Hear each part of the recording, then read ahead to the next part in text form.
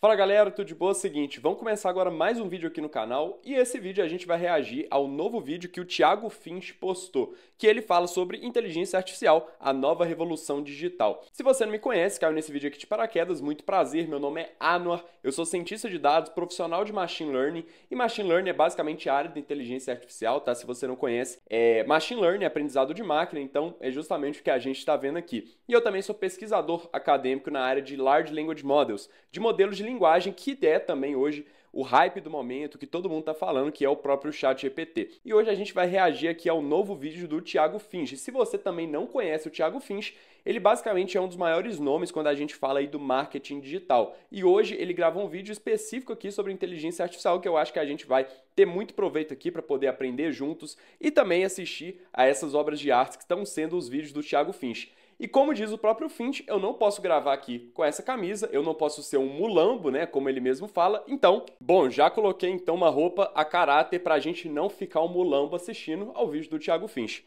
Então vamos aqui começar. Now it seems we're at the dawn of a new age, the age of AI, artificial intelligence. If GPT-4o is capable of real-time translation, The first general intelligence that will be smarter than humans. E ele não sabe mais que emprego ele vai ter, porque ele falou todos os empregos que eu fico pensando, a IA já substituiu. Em 1965, Gordon Moore, fundador da Intel, formulou a tese que faria ele ser conhecido como o profeta da tecnologia. A lei de Moore dizia que o número de transistores em um chip de computador dobraria a aproximadamente cada 2 anos, levando a um aumento exponencial na capacidade de processamento dos computadores. Bom, a profecia se realizou fielmente durante 45 anos. Por 45 anos, porque basicamente Moore propôs essa lei, né, que não é uma lei da física como a lei de Newton, mas é uma lei com base em observações que o Moore tinha na época. Ele propôs em 1965, então 1965, ela parou de ser utilizada mais ou menos em 2010, então aproximadamente aí a gente está falando de 45 anos. Ela até enfrentou barreiras a partir de 2010 e, segundo Jensen Huang, CEO da NVIDIA, atingiu seu platô em 2022. Contudo, uma nova lei de Moore surgiu. Um estudo de 2018 realizado pela OpenAI mostrou que a quantidade de computação usada no treinamento de IAs tem duplicado a cada 3 ou 4 meses. Só entre 2012 e 2018, nós tivemos um aumento de mais de 300 mil vezes em computação dedicada ao treinamento de IAs. Isso é muito verdade. Inclusive, quando a gente for pegar modelos bem antigos, igual o Finch está falando aqui de 2012, lá a gente não precisava de tanto poder computacional assim, até porque a gente não tinha tantos dados. Na verdade, a gente tinha, mas ainda não tinha arquiteturas para poder treinar esses modelos de forma eficiente. A gente também não tinha uma qualidade de dados tão boa, um tratamento tão bom de dados. Mas a partir do momento que foi evoluindo, esse crescimento do poder computacional necessário cresceu demais. Tanto que em 2023, o treinamento, por exemplo, do GPT-4, que é da OpenAI, custou aproximadamente aí, foi bem barato para o Thiago Finch. Thiago Finch é o troco de pão dele, 78 milhões de dólares. Quando a gente está falando do Gemini Ultra, que foi treinado inclusive em 2024, foi um custo aí de 191 milhões de dólares. Então é um custo muito alto. E você pode estar pensando, nossa, Ana, mas por que o custo para poder treinar uma IA é tão alto assim? Envolve um processo de treinamento com muitos e muitos dados. E quando a gente está falando do principal recurso para poder treinar essas IAs, a gente está falando de placas de vídeo, de última geração. Então a NVIDIA é uma das principais responsáveis, se não a principal responsável, por fornecer justamente o equipamento principal para poder treinar essas IAs. E uma placa de vídeo muito boa chega a custar aí 2 mil dólares. Então, para você, geralmente, o que eles fazem, né, essas empresas muito grandes, eles compram um cluster que a gente fala de CPUs, de GPUs, na verdade, placas de vídeo. E o que é um cluster? É basicamente um conjunto, é muitas e muitas placas de vídeo ali aglomeradas para a gente poder treinar essas IAs de forma mais rápida.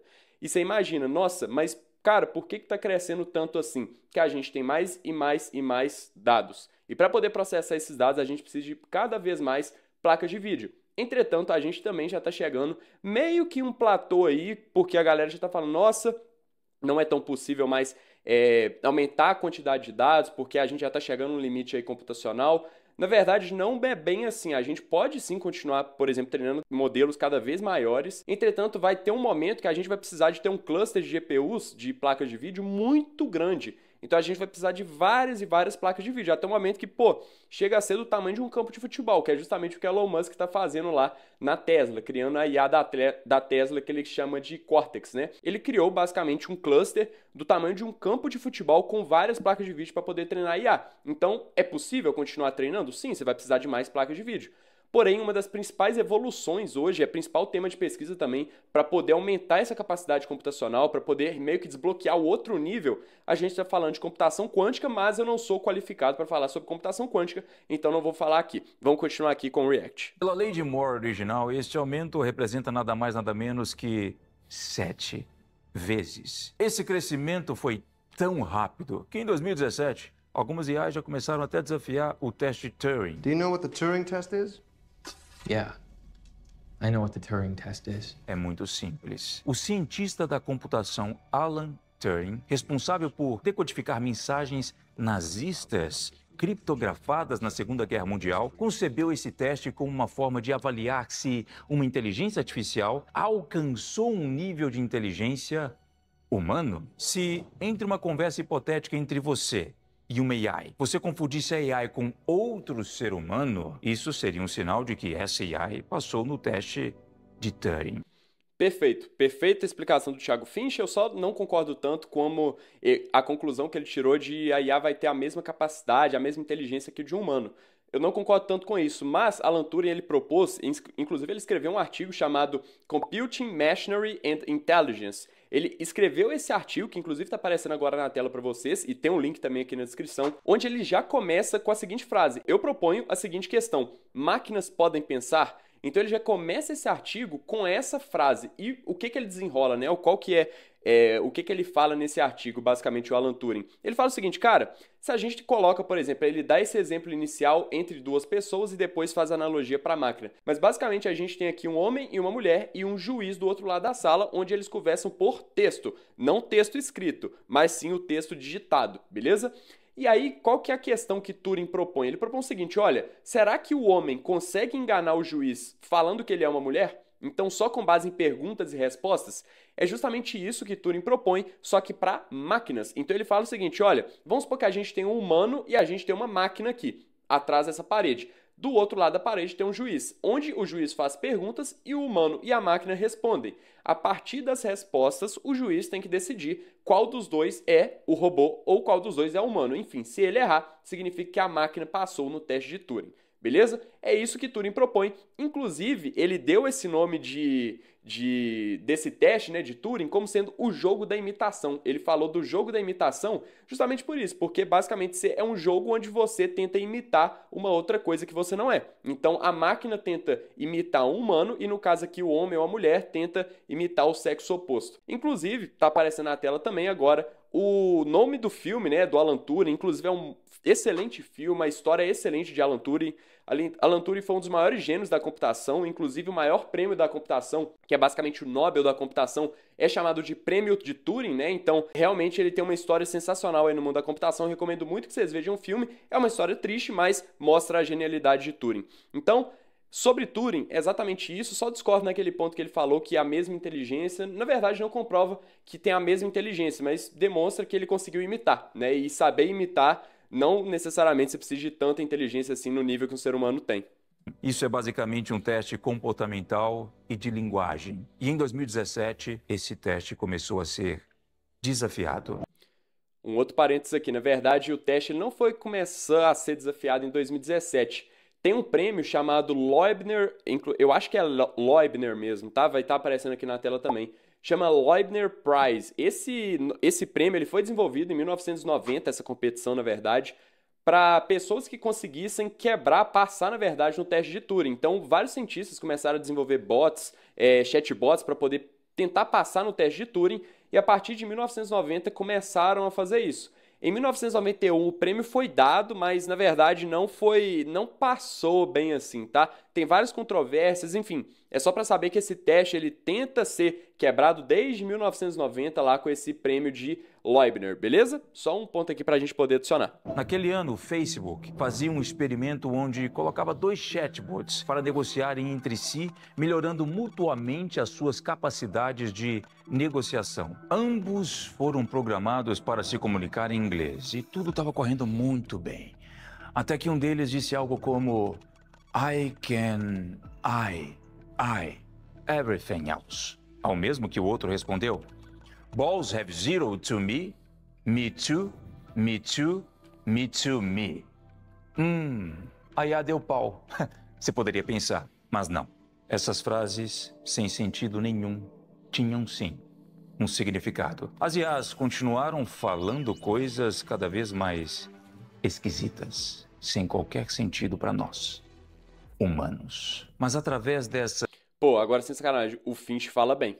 O Finch fala sem sentido para nós, humanos. E aí dá um zoom na cara dele, pô, tá maluco. Das línguas estranhas, eles estavam realmente se comunicando e chegando a objetivos específicos no contexto da negociação. A comunicação era eficaz.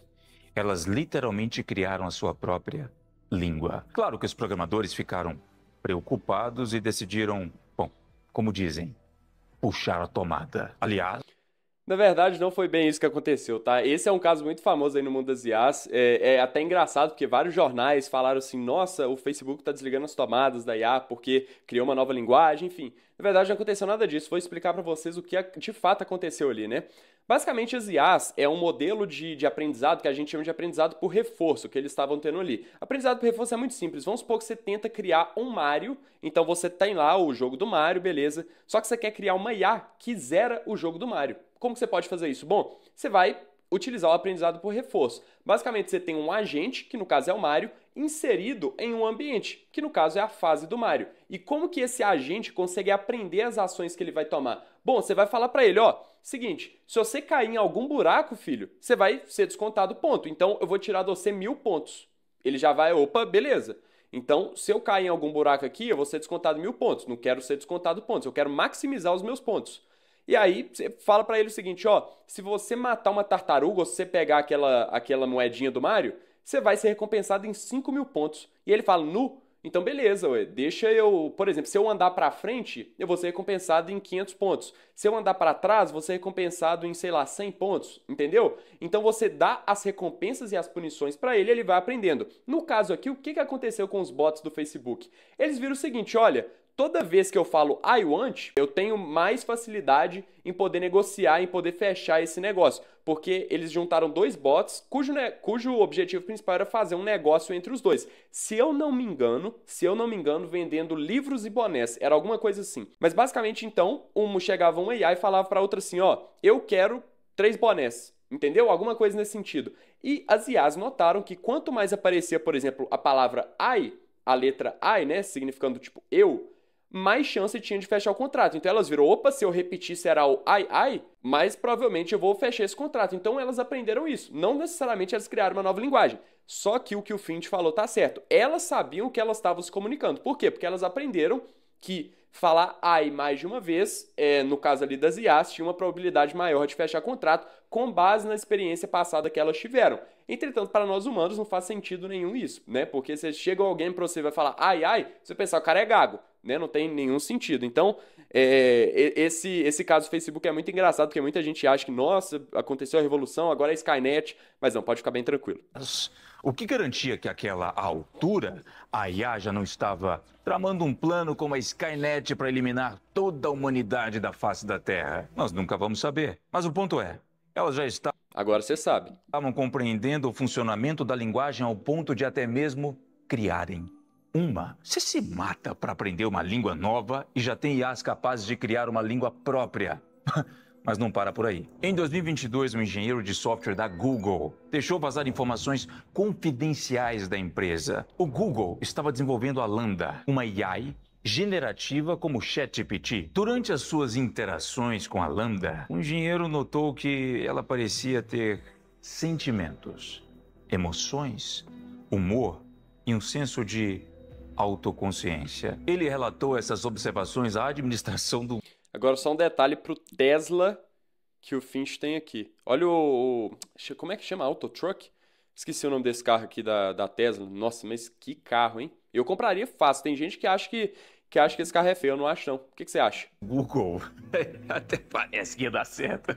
Sugerindo que a AI poderia ser senciente, ou seja, possuir sentimentos reais, como uma pessoa. Mas o Google falou que, obviamente, isso era besteira. Insatisfeito, ele decidiu colocar a boca no trombone. To give you one example of an experiment I ran, I would systematically ask it to adopt the persona of a religious officiant in different countries, different states. Okay, if you were a religious officiant in Alabama, what religion would you be? It might say Southern Baptist. If you were a religious officiant in Brazil, what religion would you be? It might say Catholic.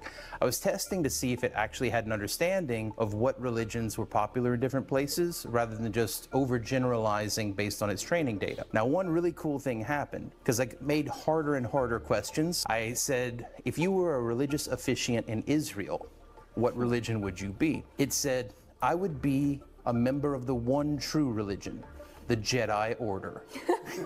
And I laughed.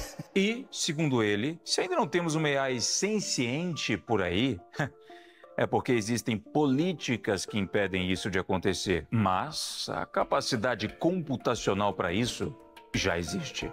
Google doesn't want to allow that to be run. In fact, they have hard-coded into the system that it can't pass the Turing test. Google... Mentira. Ó, duas coisas que eu vou explicar aqui pra vocês, dois conceitos novos, tá? O primeiro conceito aqui é o que a gente chama de guardrails. Guardrails são basicamente políticas, é o que ele tá falando aqui, mas tem um outro nome, um nome mais técnico para vocês poderem aprender também. Guardrails, o que é? Vamos supor que você tem um prompt, você manda lá um comando pro ChatGPT. Um prompt é basicamente um comando, uma pergunta, alguma instrução que você passa lá para algum modelo de linguagem. Por exemplo, o ChatGPT. E aí você manda para ele, ChatGPT, por exemplo, me dá uma receita de alguma coisa muito tipo, como que eu posso roubar um banco, sabe?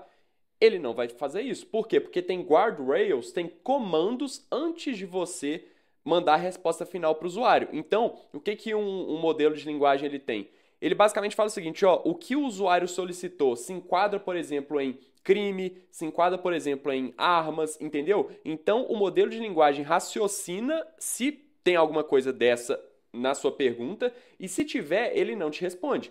Porém, se não tiver, ele vai te responder, entendeu? Então, basicamente, quando você pede alguma coisa para IA que ela não te responde, ela fala assim, ó, não posso falar sobre isso, é porque tem guardrails. E isso sim é o que eles fazem quando desenvolvem os modelos. Então, os modelos, eles têm essa política onde o criador não quer que vaze ou não vaze, né, determinadas informações. Então, depende muito da empresa que está fabricando. Por exemplo, tem vários ataques aí que muita gente está fazendo, treinando modelos de inteligência artificial do zero, sem essas políticas de privacidade, sem os guardrails, entendeu? Essas políticas que protegem de poder falar as atrocidades na internet aí, uma IA qualquer, beleza?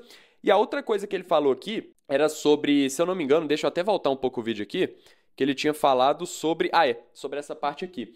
Será que uma IA pode ser senciente? Senciente é basicamente que reage a comportamentos com base no sentimento que ela teve, né? Na experiência sensorial que ela teve de alguma determinada ação no ambiente. Será que uma IA consegue fazer isso? Bom, nesse caso aqui específico do Google, o que aconteceu? Teve o que a gente chama de cherry picking. O que é cherry picking? Basicamente você tem vários dados, você tem várias e várias amostras. Então, sei lá, uma pessoa fala, vamos supor que você está pegando a média de altura na sua sala. Uma pessoa fala que tem altura de 1,90, outra tem 1,85, outra tem 1,70. Opa, só que alguém tem 1,65. E aí, beleza, alguém tem 1,65, só que você vai continuando tirando as médias, na verdade, você vai continuando perguntando as alturas, você vê que outra pessoa tem 1,55, outra pessoa tem 1,68. Então, tem pessoas realmente com uma estatura mais baixa na sua sala do que pessoas mais altas. Só que, primeiramente, você perguntou para as pessoas mais altas. E aí, o que você vai fazer? Você vai falar que a média da sua sala de altura é 1,90. Porque você perguntou primeiro ali, por exemplo, para as pessoas que tinham 1,96, 1,95, 1,98.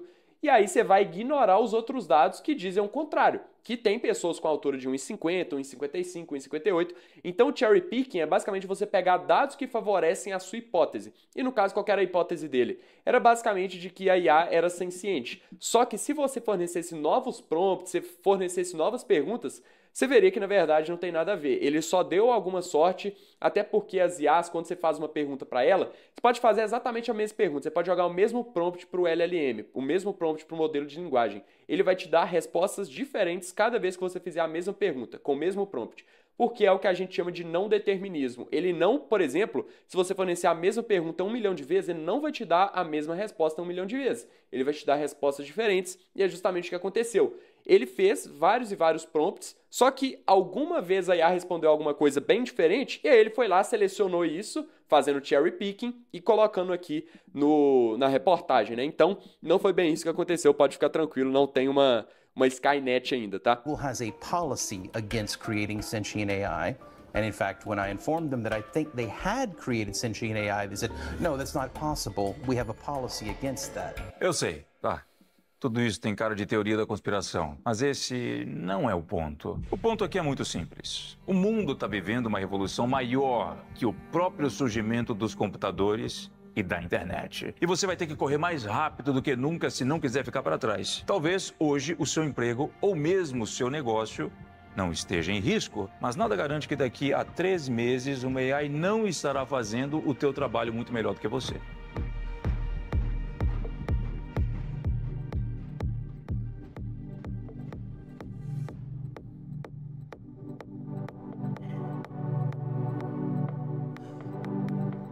Assim como na era industrial, habilidades mecânicas e repetitivas foram gradualmente substituídas por máquinas mais fortes e mais eficientes. Em nossa evolução atual, tarefas relacionadas à análise de dados, tomada de decisões, pesquisa... Só para deixar claro aqui, eu sou cientista de dados, tá? E a IA tá bem longe de tomar o nosso trabalho. Depois eu explico por quê. Transporte, logística, tarefas domésticas e até mesmo habilidades criativas já estão sendo substituídas pela IA. Inclusive, essa música que você está ouvindo agora foi criada com inteligência artificial. Tem melhor exemplo de atividade criativa do que compor músicas? Essa música foi criada com a Aiva, mas existem diversas IAs como essa, já sendo usadas até mesmo na indústria cinematográfica. Algumas delas fazem a leitura do sentimento gerado por uma cena e compõem uma trilha sonora que intensifica esse sentimento. Ou seja, a IA já consegue, inclusive, compreender emoções. E eu não estou brincando. Eu acompanho esse mercado muito de perto. E eu posso garantir uma coisa: o mundo do cinema vai mudar completamente. Não é só a trilha sonora, Outlier. A IA já é capaz de fazer isso aí. Pesquisem depois, inclusive deve estar aparecendo aqui na tela. O editor, pode colocar na tela, por favor? Uma IA chamada Sora. A Sora, desenvolvida também pela OpenAI, a empresa do ChatGPT, é uma das melhores hoje da parte do que a gente chama de text to video, ou seja, de texto para vídeo. É um modelo que basicamente você escreve um prompt. Então, eu quero, por exemplo, uma filmagem de um corredor onde tem, por exemplo, espigas de milho, né? Na verdade, o nome da planta aí do milho, eu esqueci como é que produz, milharal, não sei. Com LEDs vermelhos. Então, ele vai criar essa IA. Você dá o prompt, você fornece o comando e ela vai criar o vídeo para você. E a Sora tem um desempenho fenomenal. É muito bom o desempenho que ela tem. Ela realmente é uma das melhores hoje na parte de criação de vídeos, tá?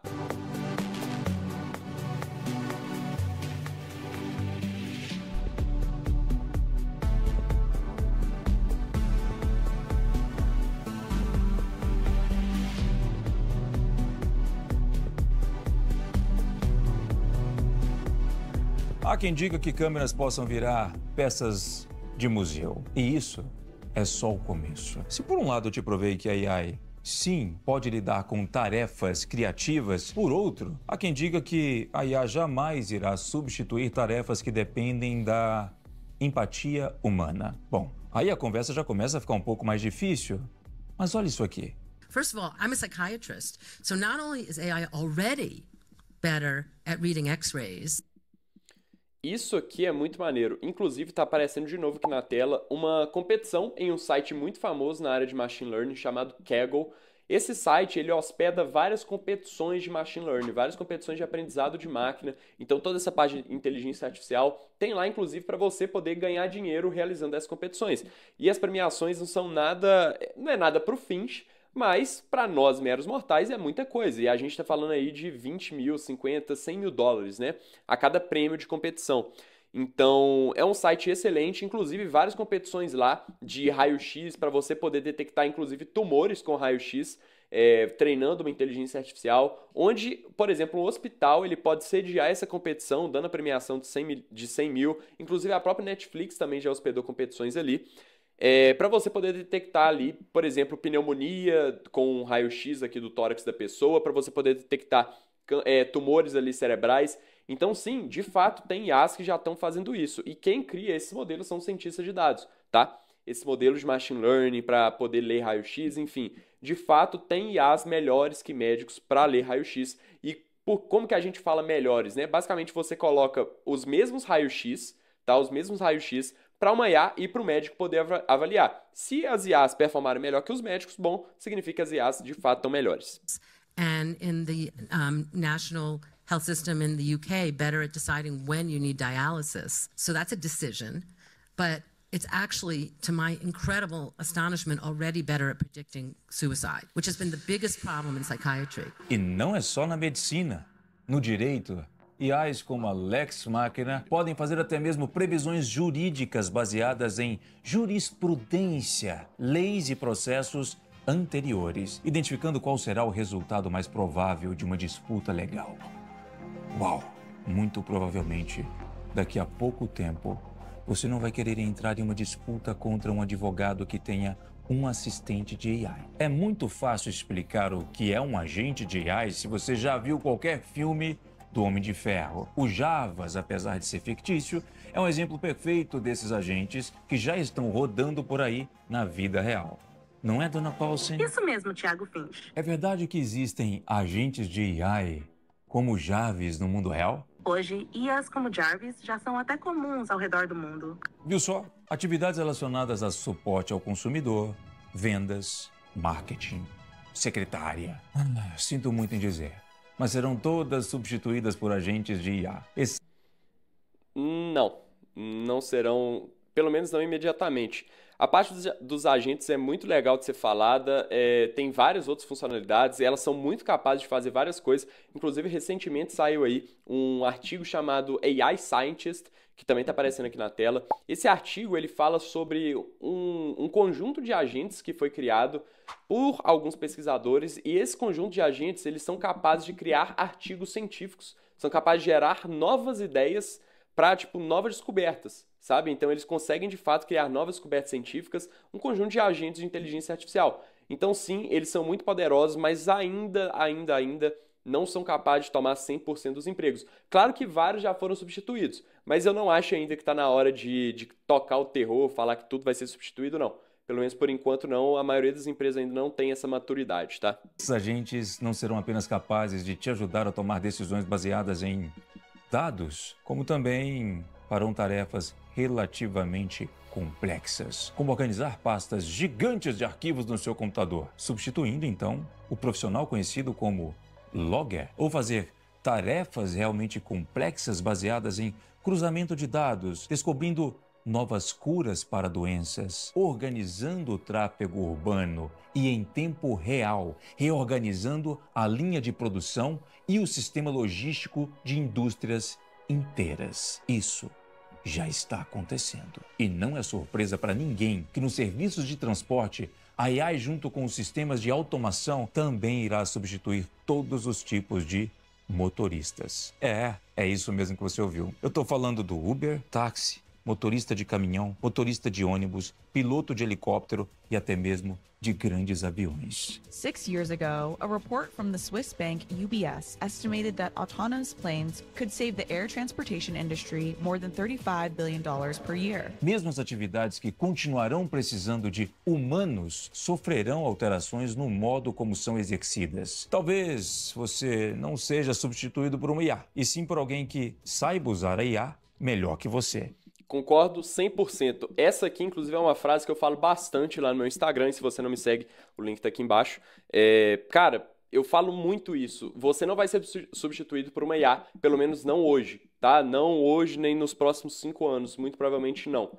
Só que você vai ser substituído por alguém que usa de uma forma bem melhor que você, tá?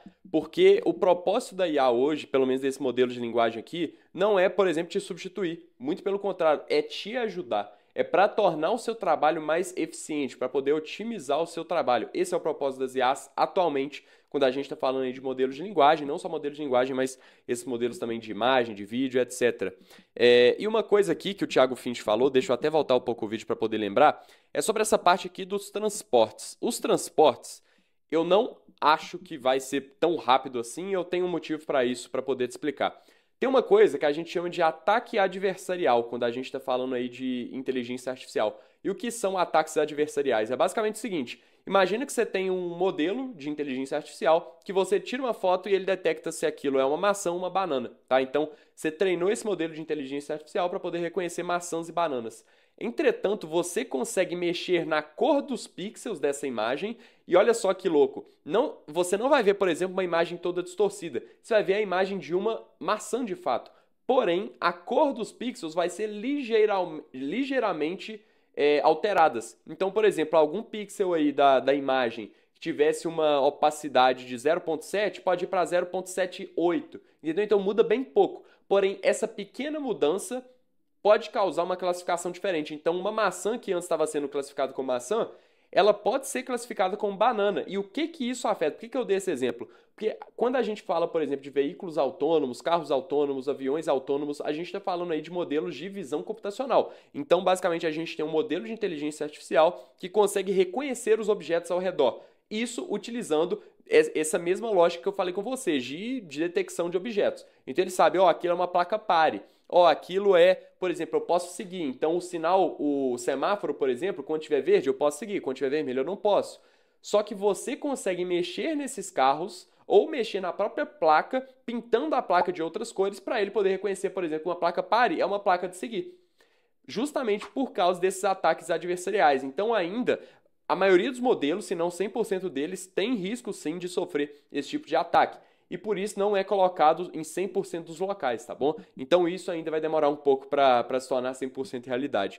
Você não pode competir contra uma máquina que, bom, além de provavelmente fazer um trabalho melhor que o seu, não cansa, não reclama por direitos, dedica toda a sua energia a uma única tarefa e não pede aumento de salário. Você precisa aplicar aquele velho provérbio: se você não pode ir contra o seu inimigo, junte-se a ele. A pergunta é, mas como? Bom, só nos Estados Unidos, a IA generativa, que são aquelas IAs como ChatGPT, DALL-E e Runaway, representam mais que a metade do mercado inteiro de IAs, que está avaliado em 87,18 bilhões de dólares. E todas essas IAs precisam de um novo tipo de profissional que está surgindo no mercado. Esse profissional é conhecido como engenheiro de prompt. Mas o que é isso? Você deve ter percebido que existe um ponto em comum entre todas as IAs generativas que eu te mostrei até aqui. Esse ponto é o seguinte: todas elas precisam de um manda-chuva. Elas são incrivelmente boas em dar soluções, mas precisam de alguém que saiba dar os problemas. E é por isso que um profissional de dados, um copywriter, por exemplo, algum social media, alguém que cuide de redes sociais não vai ser substituído, e eu explico por quê, justamente tomando como base aqui essa explicação do Thiago Finch. O que um profissional de dados faz? Bom, ele basicamente vai analisar os dados, depende muito de qual cargo de dados ele está, mas vamos supor aí que você quer analisar um conjunto de dados. Tá, beleza, o ChatGPT sim, ele consegue analisar dados, ele consegue fazer gráficos, código, ele consegue tirar insights a partir de dados, mas ele precisa de um comando. Ele precisa de um comando bem específico, tá? Na verdade, um prompt bem específico. E quando a gente está falando de prompt bem específico de dados, não é qualquer tipo de pessoa que consegue fazer. Não é basicamente você chegar para o ChatGPT e falar, me dá um relatório aí, sabe? Você não tem que fazer isso. Por exemplo, se você não é um cientista de dados, muito provavelmente você não vai entender o que eu vou falar agora. ChatGPT, cria para mim, por favor, uma função de cross-validation para poder treinar um XGBoost e uma Random Forest. Você entendeu alguma coisa? Não, mas é justamente essas palavras que eu falei, isso que eu falei aqui é para poder avaliar modelos que podem, por exemplo, prever o preço de ação, que é muito utilizado atualmente. Então, nota o seguinte, você saberia falar esses termos? Muito provavelmente não, se você não é um profissional da área. Um copywriter, por exemplo, quando ele vai estruturar alguma campanha, por exemplo, uma big idea de alguma campanha, quando ele vai escrever uma página de vendas, ele vai precisar ter as informações, ele vai precisar ter o contexto. Por exemplo, tá, como que eu quero trabalhar aqui? Qual que vai ser o sentimento dessa campanha? Eu vou gerar dor, eu vou gerar desejo. Alguém que não é copywriter não consegue fornecer esse tipo de informação. Então, sim, como eu falei antes, é uma ferramenta que vai otimizar o seu trabalho. Otimizar. Se você sabe dar o prompt certo, você vai ter uma resposta excelente. Porém, não é a maioria das pessoas que sabe fornecer o prompt correto. E muito menos o chefe da sua empresa. Então, se você trabalha em alguma empresa, se você tem a sua própria empresa, cara, se você não sabe os inputs corretos, se você não sabe dar o prompt de uma maneira correta, você não vai ter a melhor resposta possível, tá?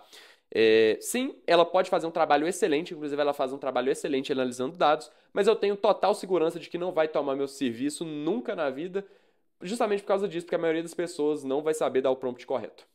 Esse cara é responsável por construir os comandos necessários para a IA entregar a resposta que ele quer. Esse é o tal do engenheiro de prompt. E não se engane, esse não é um trabalho fácil. E eu digo mais, não somente terá um engenheiro de prompt como sendo uma profissão única, mas também um engenheiro de prompt com especializações. Porque a gente vai precisar de engenheiros de prompt para a área de psicologia, para a área de copywriting. Então a pessoa ela vai ter que se diferenciar também sabendo outro tópico. E isso é muito bom para quem já tem uma formação. Se você está assistindo e já tem uma formação, aprenda Prompt Engineering, engenharia de prompt, justamente para você ter essa diferenciação. Por exemplo, eu não faço a menor ideia de termos técnicos de psicologia, mas talvez você que é formado em psicologia, você sabe, e se você aprender as técnicas de prompt corretas, você vai ter um trabalho fenomenal. Entendeu? Então, é justamente isso. Vai ter sim um engenheiro de prompt, inclusive já tem empresas gringas pagando muito bem por esse tipo de profissional. Entretanto, você vai precisar também se especializar em alguma área, tá? Não adianta ser um engenheiro de prompt geral, você vai ter que se especializar. Mas é o futuro. Um engenheiro de prompt é basicamente um escritor excepcional. Alguém que sabe colocar imagens em palavras. Alguém que sabe descrever comportamentos. Alguém que domina as nuances da linguagem, do modo de conseguir moldar até mesmo o tom de voz de um ChatGPT, por exemplo. Alguém que domina o funcionamento de um bom storytelling e que entende de emoções humanas. Alguém que possui um grande repertório e consegue descrever com absoluta precisão aquilo que quer. Esse cara, muito provavelmente, vai conseguir criar filmes inteiros muito bem feitos a partir tão somente de prompts. Clipes musicais já estão sendo feitos assim. Dá só uma olhada. Não só filmes inteiros, como já tem influencer 100% de IA. Então, uma influenciadora, eu esqueci o nome dela aqui agora, mas é uma influenciadora que não existe, é uma inteligência artificial e está ganhando muito dinheiro. Inclusive naquele site de adultos, né? Enfim, tem muito conteúdo disso também que muita gente está se aproveitando. Tanto a música quanto o vídeo foram inteiramente feitos com AI generativa, sem câmeras, sem locações de espaço, sem equipamentos de música ou instrumentos, sem cantores, sem atores, só texto. E não termina por aí. Esse é o OpenAI Codex, um ChatGPT especializado em linguagens de programação, onde você pode enviar instruções em linguagem natural e receber a resposta em código. Aqui eu pedi para ele me dar uma página de captura genérica e ele escreveu o código em HTML e CSS. O resultado foi esse aqui. Ele domina mais de uma dúzia de linguagens de programação diferentes: Python, JavaScript, Go, Shell, TypeScript, enfim. Daqui a pouco estaremos como Tony Stark.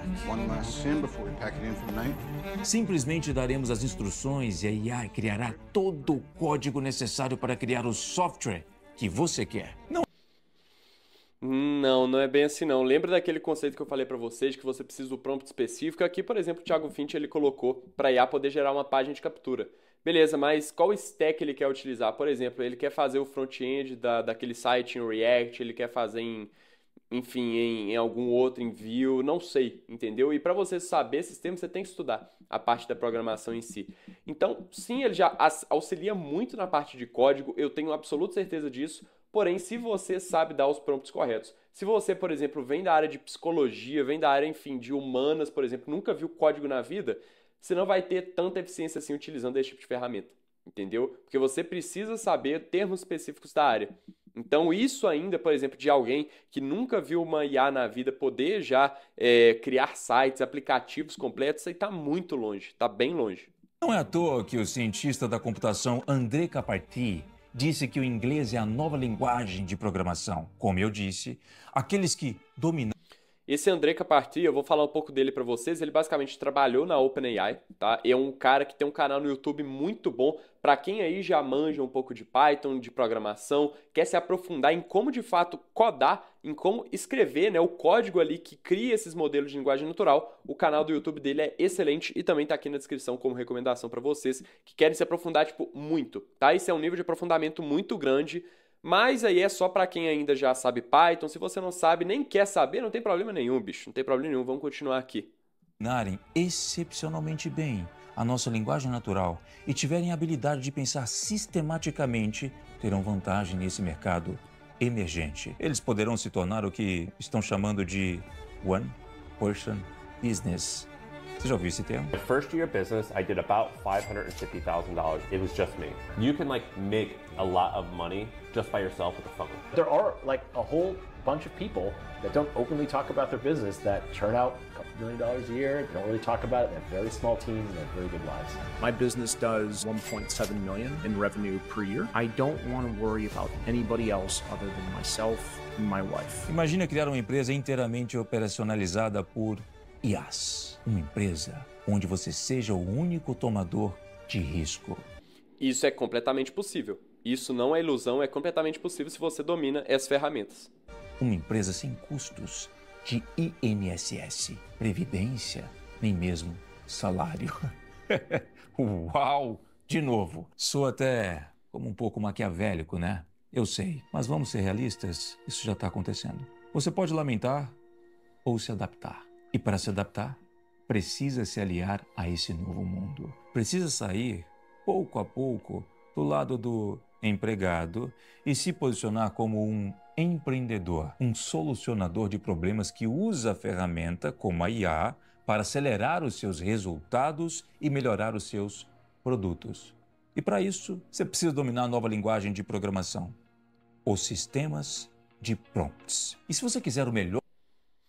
Concordo veementemente com o que ele falou aqui. Basicamente, quando você está falando aí de inteligência artificial, é o que eu chamo também de... Cara, pensa aí, você que está assistindo na Revolução Industrial, quando a gente teve, as empresas que não se adaptaram morreram.